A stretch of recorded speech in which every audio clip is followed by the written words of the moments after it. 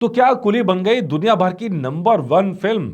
ये डाटा आया और उस डाटा ने भारत में बहुत बड़ी बड़ी सुर्खियां बनाई। लेकिन सच क्या है इस पे ये एपिसोड। नमस्कार, मेरा नाम है मनीष शर्मा और आप देख रहे हैं जनगण मन DX। भैया, कुली का धमाल जारी है, सब जानते हैं। कुली जो है उसने साउथ में तहलका मचा रखा है।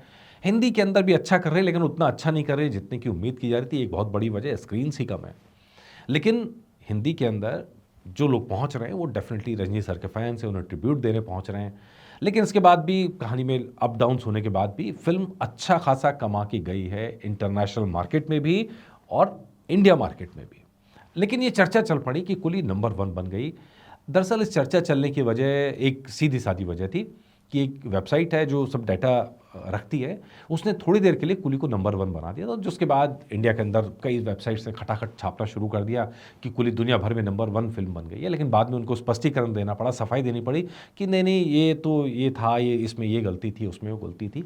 लेकिन फिलहाल खबर यह है कि टॉप 10 के अंदर ना सिर्फ कुली इस हफ्ते के इस वीकेंड पे कमाने वाली, बल्कि वॉर 2 भी टॉप 10 के अंदर शामिल है। ये दोनों फिल्मों ने इंटरनेशनल लेवल पे जो कमाई की है, टॉप 10 के अंदर वो दोनों शामिल हुई हैं। लेकिन कुली कहां पर है, चलिए आपको बताते चलते हैं। नंबर वन पर है वेपन्स, जिसने अगर हम इसको सीधा रुपये में कन्वर्ट करेंगे तो ज़्यादा अच्छा है। 200 380 करोड़ रुपए की कमाई की है वेपन्स ने इस वीकेंड के ऊपर, जबकि वेपन्स का शायद सेकेंड वीक है। अच्छा, वजह क्या थी उस चर्चा की? वजह ये थी कि कुली का 4 दिन का डाटा कलेक्ट किया था, सिर्फ वीकेंड का नहीं। तो उसने पहले अपने एक्सटेंडेड वीकेंड को मिला के जब डाटा कैलकुलेट किया जा रहा था, तब कुली नंबर 2 पर थी। अब लेकिन जो वीकेंड का डाटा है, मतलब फ्राइडे सैटरडे संडे, उसके हिसाब से कुली नीचे है, थोड़ा सा नीचे है। कहाँ पर है वो बताते हैं। नंबर 2 पर नोबडी और 280 करोड़ इसने इस वीकेंड पे कमाए हैं। नंबर 3 पर डेमन स्लेयर 274 करोड़ की कमाई की है। और नंबर 4 पर है कुली, जिसने इस वीकेंड में, मतलब फ्राइडे सैटरडे संडे में 232 करोड़ की कमाई की है। इसी लिस्ट के अंदर जब नीचे जाते हैं तो 8वें नंबर पर वॉर आती है, जिसने 181 करोड़ की वर्ल्ड वाइड में कमाई की है वीकेंड के अंदर। तो ये डाटा है जिसको लेकर चर्चा हो रही है। नहीं, अब लिस्ट में 1 पे आए या 4 पे आए से बहुत बड़ा फर्क पड़ता नहीं, क्योंकि कमाई तो कमाई है और कमाई आपकी जेब में तो जानी नहीं है, और प्रोड्यूसर की जेब में ही जानी है।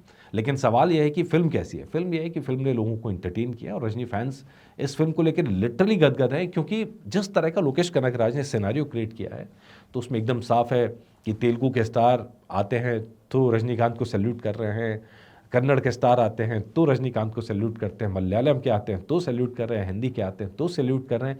ये उनके स्ट्रेचर से, रजनीकांत सर का जो स्ट्रेचर, उसके हिसाब से फिल्म के अंदर इस तरह के सीन क्रिएट किए गए हैं। और फिल्म पूरी तरह ट्रिब्यूट की फिल्म है। इस फिल्म में बहुत सारी कमियां हैं, कहानी में बहुत सारे पेच हैं, उनको लेके हमने अपना रिव्यू किया था, वो आप सबके सामने है।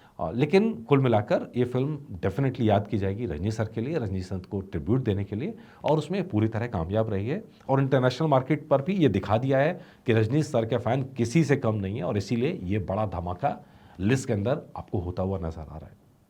हम तो कहेंगे और भी फिल्में बने, और भी फिल्में टॉप करें, सिर्फ इंडिया में क्यों, इंटरनेशनल लेवल पर टॉप करें। हम तो यही चाहते हैं। हम तो कहते हैं कि सिनेमा अच्छा क्रिएट होता रहना चाहिए, और अच्छा सिनेमा डेफिनेटली लोगों के दिल भी जोड़ता है, कई बार लोगों की सोच भी बदलता है, और कई बार प्रोड्यूसर्स की जेब भी भरता है।